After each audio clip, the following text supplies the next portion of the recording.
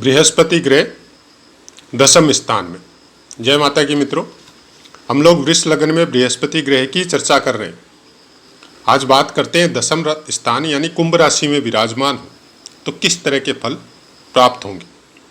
दशम स्थान आपके कर्म का, राज्य का और बहुत कुछ हम लोग जो बताते हैं व्यापार के संबंध में, या किस तरह के कर्म हम लोग करेंगे अपने जीवन में, नौकरी के संबंध में या कृषि वगैरह में, चिकित्सक होगा, यश कैसा मिलेगा, या फिर शुभ कार्य और बड़े बूढ़ों का आशीर्वाद या उनका सानिध्य, औषधि वगैरह, मंत्र सिद्धि वगैरह, किस तरह के कर्म करके हम लोग किस तरह की प्रसिद्धि प्राप्त करेंगे, राज्य सत्ता का लाभ होगा, तो वो सब दशम स्थान डिसाइड करता है।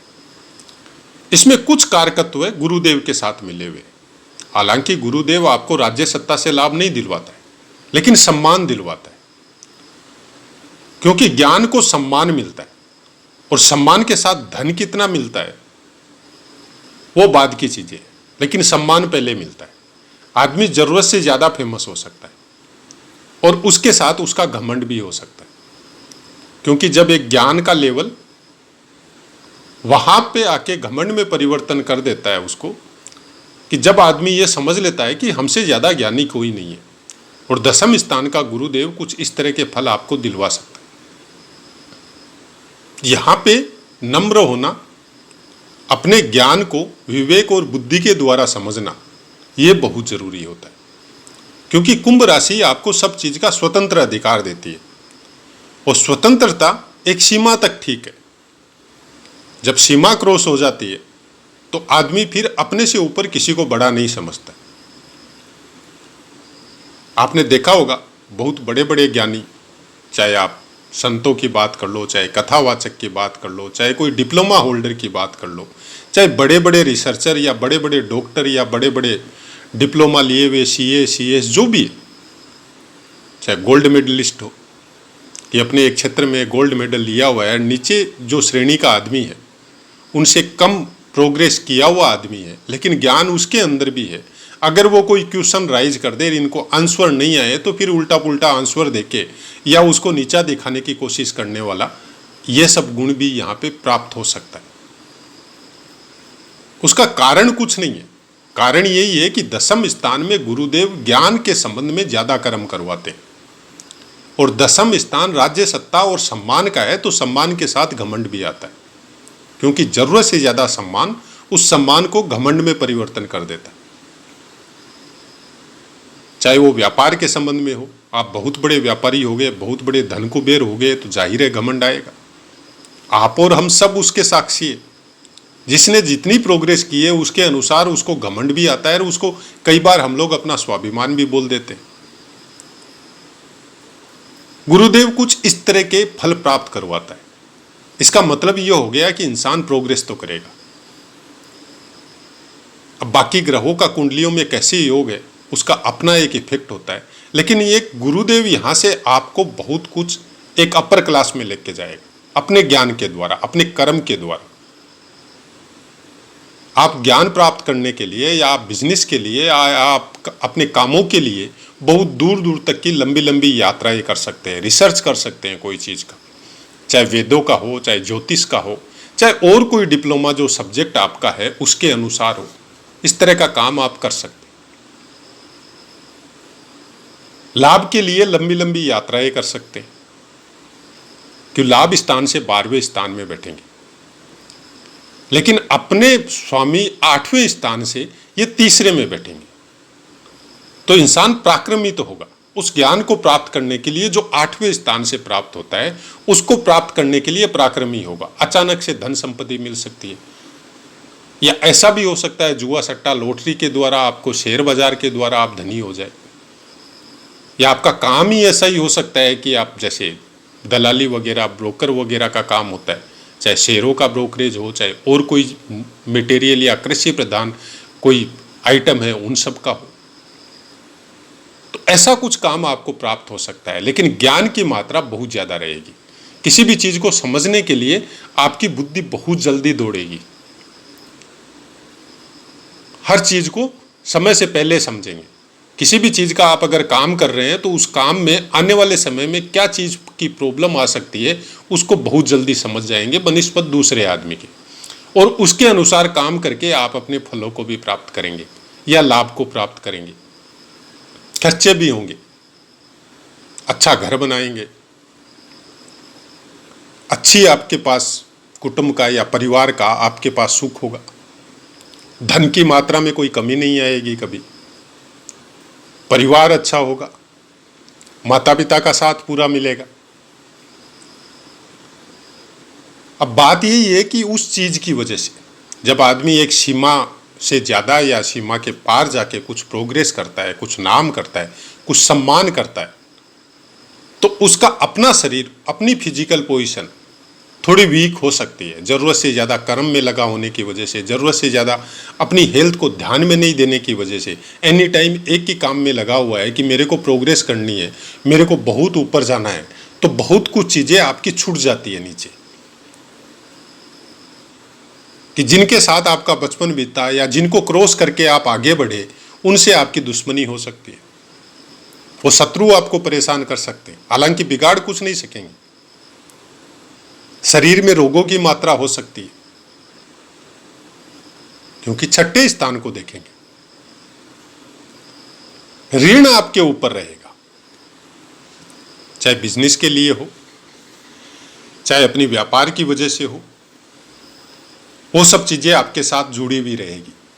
तो कुछ चीजें जो अच्छी मिलेगी उनकी वजह से कुछ चीजें आपको खराब मिलेगी। यहां पे कहने के लिए केवल इतना है कि अपने हेल्थ का ध्यान रखिए, बाकी शत्रु या ऋण का कोई ध्यान रखने की जरूरत नहीं है। वो ऑटोमेटिक बिजनेस की वजह से है तो वो ऑटोमेटिक बनता बिगड़ता रहेगा, उसका कोई इतना टेंशन वाला बात नहीं है। केवल हेल्थ का ध्यान रखना है, अपने शुक्र ग्रह को मजबूत करके रखिए, अपने लगन को मजबूत करके रखिए। थोड़ा समय निकाल के अपना योगाभ्यास हो, चाहे अपना एक्सरसाइज हो, चाहे वो सब चीजें हो, तो वो सब का ध्यान रखिए। शरीर ज्यादा फूले नहीं, ज्यादा मोटे नहीं हो, वो सब का ध्यान रखना है, क्योंकि गुरु ग्रह फिटनेस देते, दीर्घाकार बनाते हैं इंसान को, तो वो सब चीजों का ध्यान रखना है। बाकी दसम स्थान में गुरुदेव बैठने की वजह से कोई उपाय करने की जरूरत नहीं है, किसी भी तरह के कोई भी उपाय की जरूरत नहीं है। यहां पे बहुत अच्छे फल आपको प्राप्त होंगे। उपाय के तौर पे केवल इतना है कि अपने ईगो को थोड़ा कम रखिए, थोड़ा झुकने की भी आदत डालिए।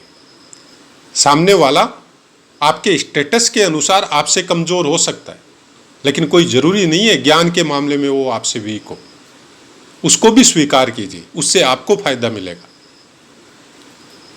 उसमें ज्ञान आपसे ज्यादा होने की वजह से अगर आप उसको साथ में रखते हैं तो आपको फायदा मिलेगा। वो तो थोड़े से ही खुश हो जाएगा, लेकिन उसके ज्ञान का फायदा आपको बहुत अच्छा मिलेगा। उपाय के तौर पे केवल इतना बता सकते हैं। अब किस तरह के फल बताए जा रहे हैं, किस तरह के फल भावाश्रय फलों के अनुसार बताए जा रहे हैं, लेकिन लग्न कुंडली का जब भी लग्नानुसार फल देखना हो, प्रायकर सब पाठों में हम बोलते हैं, तब आपको काल पुरुष कुंडली अनुसार भी फल देखना पड़ेगा। उन सब को भी आपको जानना पड़ेगा। यहां पे दसम स्थान में काल पुरुष की कुंडली अनुसार मकर राशि आएगी और चतुर्थ में करक आएगी।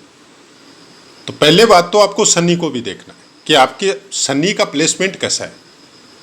चंद्रमा को भी अच्छी तरह से रीड करना है। कोई भी ग्रह का फल संपूर्ण जानने के लिए पूरे ग्रहों को जानना पड़ेगा आपको, लेकिन एक इंडिकेशन मिल जाता है कि गुरुदेव दसम स्थान में होकर कैसे फल प्राप्त हो सकते हैं। नीच और ऊंच वाले भ्रम में कभी मत रहिए, हाँ दिशा बल वाले में रहिए, जिसको दिग्बल कहाँ पे कुछ कौन से ग्रह को प्राप्त होता है उस चीज में जरूर रहिए, उसका ध्यान जरूर रखिए। लेकिन नीच ऊंच का इतना ध्यान रखने की जरूरत नहीं है। नीच ऊंच की श्रेणी तो बहुत जगह जाके खत्म हो जाती है। अगर आपका नवमांश में भी बहुत अच्छा बैठा है तो वो खत्म हो जाता है नीच का चक्कर, उसको इतना ध्यान रखने की जरूरत नहीं है। अगर अच्छे नक्षत्र में बैठा है तब भी इतना उसको इंपॉर्टेंस देने की जरूरत नहीं है। देव नवमांश में या नर नवमांश में बैठा है तब भी इंपॉर्टेंस खत्म हो जाता है। शनि गुरु से अगर केंद्र में बैठा है, लग्न से अगर केंद्र में बैठा है, और अगर हो सकता है दसम स्थान में गुरु के साथ ही बैठा है, तब फिर नीच ऊंच की श्रेणी बंद हो जाएगी। तो बहुत कुछ बातें हैं जो ग्रहों के द्वारा उस ग्रहवश से कनेक्टेड जो भाव है उसके द्वारा उन कारकत्वों को ठीक तरह से समझने के बाद में हम लोग पुस्तकों का ज्ञान सबसे ज़्यादा जरूरी है, क्योंकि वो हम लोगों को एक रास्ता दिखाती है, लेकिन उस पर डिपेंड होना सबसे बड़ी कमजोरी है। ज्योतिष कभी भी पुस्तकों के द्वारा आप अगर किसी की प्रिडिक्शन कर दो कि आपके इस स्थान में ये ग्रह बैठा है और पुस्तक में ये लिखा है और वैसा का वैसा अगर आप बता दो तो आप हंसी के पात्र बनोगे। या अगर सामने वाले को खराब बता दिया तो वो बिना मतलब में पीड़ित हो जाएगा। तो पहले अभ्यास कीजिए, कारकत्वों को समझिए, और उसी की वजह से ये चैनल बनाया भी गया है।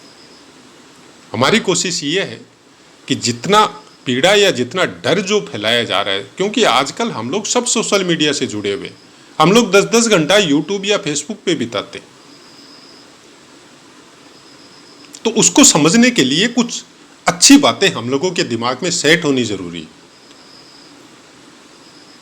ग्रह आपको फल तभी देंगे जब आप ग्रह के प्रतिकूल या अनुरूप काम करेंगे। आप उसके अपोजिट काम कर रहे हैं तो आप मान के चलिए कि उसका फल आपको अपोजिट मिलना है, और आप उसके अनुसार काम कर रहे हैं। गुरुदेव क्या बोल रहे हैं, आप धार्मिक बनिए, आप लोगों का भला करने वाले बनिए, आप ज्ञान के मामले में रिसर्च सेक्टर में आइए, आप गहराई तक जाइए। वृष लगन वालों को गुरुदेव यही बोलते हैं कि किसी भी ज्ञान को प्राप्त करो तो आप गहराई तक जाओ, बीच में मत छोड़ो। तो गुरुदेव ऑल टाइम अच्छे हो जाते, क्योंकि अष्टम स्थान का स्वामित्व भी प्राप्त है। दृष्टियां 3-3 है इनके पास, 4-4, 5-5 स्थानों के ये कारकत्व लेके विराजमान होते। हर कुंडली में गुरुदेव सबसे ज्यादा अच्छे इसीलिए बोले जाते हैं क्योंकि इनके पास प्रभाव बहुत से स्थानों का और बहुत से कारकत्वों का इनके पास प्रभुत्व रहता है, और उसी अनुसार जातक को ये फल भी देते। आगे बढ़ते हैं। कुंभ राशि के अंतर्गत धनिष्ठा नक्षत्र का 3रा और 4th चरण आएगा, जिसका स्वामित्व मंगल देव को प्राप्त है। यहां पे अगर विराजमान है तो अपने कर्म करते हुए थकेंगे नहीं, थकान की मात्रा इनके अंदर नहीं आएगी। और वो जो घमंड वाली बात हमने बताई उसका कारण बहुत कुछ मंगल भी है, और उसके बाद में सतविषा नक्षत्र के 4 चरण आएंगे जिसका स्वामित्व राहु देव को प्राप्त है। तो राहु देव भी, क्योंकि राहु देव उस चीज को, उन कारकत्वों को उस नक्षत्र में विराजमान होने की वजह से गुरुदेव का बहुत ज्यादा डेवलप या बढ़ा देते, तो आदमी जरूरत से ज्यादा प्रोग्रेस करता है। तो वहां पे थोड़ा ध्यान रखने की बात है। उसके बाद में पूर्वा भाद्रपद के 1, 2 और 3रा चरण आएगा, जिसका स्वामित्व खुद गुरुदेव के पास है। बहुत अच्छा फल देंगे यहाँ पे आदमी नम्र होगा, बुद्धि और ज्ञान और विवेक के साथ अपना काम करेगा, झुकने की कला बहुत अच्छी होगी, ज्ञान का हमेशा सम्मान करेगा, चाहे कितना ही छोटा आदमी हो, चाहे इनसे स्टेटस में कितना ही नीचे वाला आदमी हो, लेकिन अगर उसके अंदर कोई कला है, कोई ज्ञान है तो उसकी तारीफ करेगा, अपने पास बैठाएगा। कोई भी तरह का घमंड या ईगो ऐसे इंसानों में नहीं होता।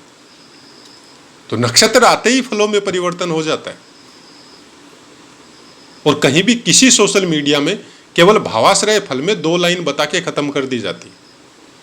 अब इन 2 लाइनों में पीड़ा भी हो सकती है और अच्छी भी हो सकती है,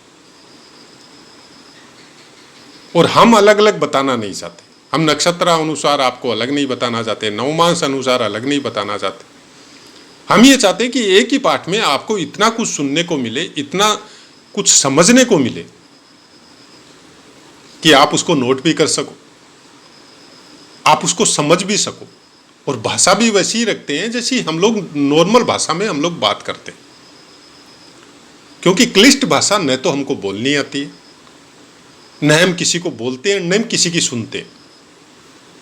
कुछ शब्द ऐसे हैं जिनको समझने के लिए भी पुस्तकों का पठन वापस चालू करना पड़ता है। तो हम लोग ज्योतिष समझे तो अपनी नॉर्मल भाषा में समझे, वो सबसे अच्छा है। क्योंकि आपकी मदर टंग या आपकी नॉर्मल भाषा आपके चित्त को आंदोलित करती है, और ज्ञान हमेशा वहीं से आता है हर इंसान के पास। आप किसी भी भाषा में पठन पाठन कर लो, इंग्लिश में कर लो, संस्कृत में कर लो, लेकिन आपको एक्चुअलिटी समझने के लिए, डीप नॉलेज के लिए, चाहे आप इंटरनल अभ्यास के द्वारा आप अपनी भाषा में ही करोगे, किसी और भाषा में नहीं करोगे। आप अर्थ समझ सकते, लेकिन गहन ज्ञान आपको अपनी मदर टंग में ही आएगा, यह आप अभ्यास के द्वारा समझ सकते। ये सब चीजें पुस्तकों में देखने को नहीं मिलेगी। उसके बाद में नवमांश की बात करें तो कोई भी ग्रह गुरु या कोई भी ग्रह कुंभ राशि में 3.20 डिग्री तक हो तो तुला के नवमांश में रहेगा, 6.40 डिग्री तक हो तो वृश्चिक के नवमांश में रहेगा, 10 डिग्री तक धनु के नवमांश में रहेगा, 13.20 डिग्री तक मकर के नवमांश में रहेगा, 16.40 डिग्री तक कुंभ के नवमांश में रहेगा, 20 डिग्री तक मीन के नवमांश में रहेगा, 23.20 डिग्री तक मेष के नवमांश में रहेगा, 26.40 डिग्री तक वृष के नवमांश में रहेगा, 30 डिग्री तक मिथुन के नवमांश में रहेगा। अंश बल की बात करें तो प्रथम 6 अंश तक बाल्यावस्था, 12 अंश तक कुमारावस्था, 18 अंश तक युवावस्था, 24 अंश तक वृद्धावस्था, 30 अंश तक मृतावस्था। आशा है मित्रों पाठ समझ में आया होगा। किसी भी चीज की, कोई भी दिमाग में कोई भी चीज आपके आए तो आप कमेंट जरूर कीजिए, क्योंकि एक तो हमको ये संतुष्टि होती है कि जो मेहनत करके आपको पाठ प्रोवाइड करवा रहे हैं वो किसी के कुछ काम आ रहा है। दूसरी बात, ज्ञान का भूख हमको भी बहुत है। अगर आप कुछ कमेंट करते हैं तो हम भी उसके ऊपर रिसर्च करते हैं, तो आपको बताते हैं तो हमारा भी ज्ञान पुष्ट होता है। तो हमको बताने में कोई ऐतराज नहीं है, कमेंट कीजिए। और अभी तक का रिकॉर्ड यही है कि हर कमेंट का पूरा जवाब देते हैं, और आगे भी प्रभु से यही आराधना है कि इतना समय जरूर दे कि अगर चैनल चालू किया है तो सबका कमेंट का आंसर दे सके। वो अपनी वाणी को विराम देते और आपसे आज्ञा लेते। जय माता की।